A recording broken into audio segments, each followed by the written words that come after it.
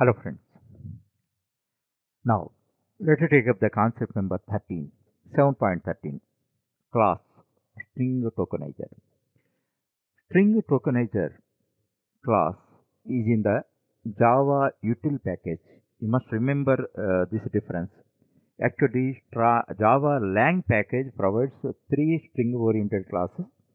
They are string, string buffer, and string builder. As I told you already, string buffer and string builder are alike, same content, same functionalities they have, but the only difference is string buffer class is used in multi-threading environment, whereas string builder class is used in non-multi-threading environment.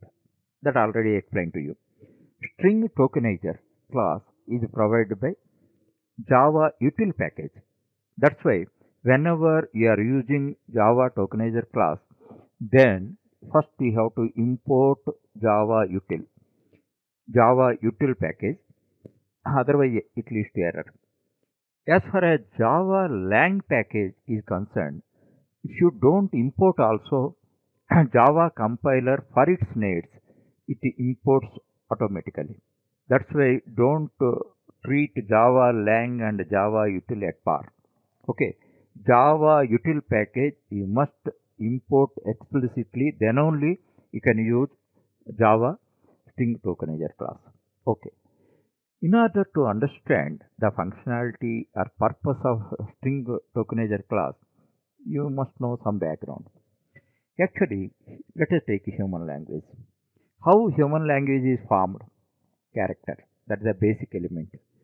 By composition of the characters, what we form? You form a word. By composition of the words, we form sentences. Here, words simply composed, then they never become a meaningful sentence.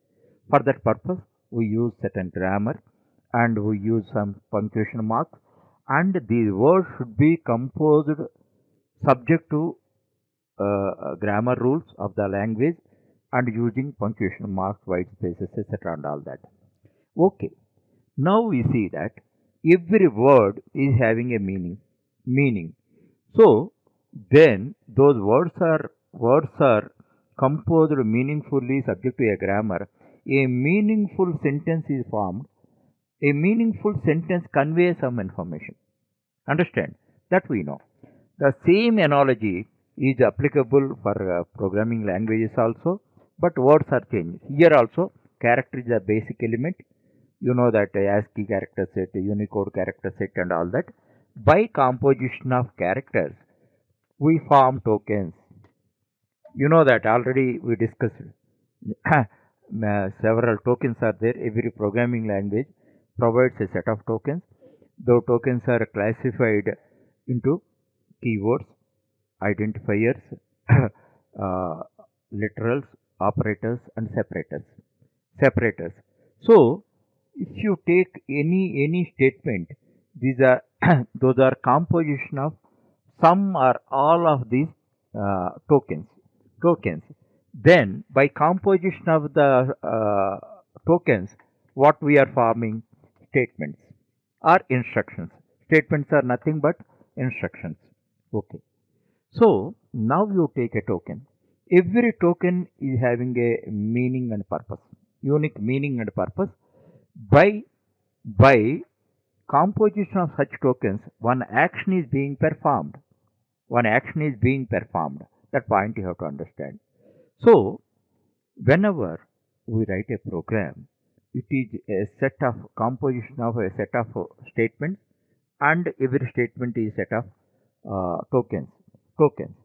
So you know that translation software. When you study system software, you know about translator software. Translator software is nothing but compilers or interpreters. Compilers or interpreters have to do their job of translation. First, entire program should be dissected, into tokens. Dissected into tokens. But in this one point, I already explained to you. Suppose certain elements are there, like comments and all that. Those are not meant for processing. Those are meant for human reader. That's why all such tokens like comments are removed. Remaining tokens, remaining statements are dissected into tokens, and thereafter compiler or interpreter interprets it. As a result of that, translation process is done, and then ultimately it is transformed into corresponding machine code of the CPU and executed. For this purpose, string tokenizer means a set of tokens or statements should be dissected into individual tokens. That is called tokenization.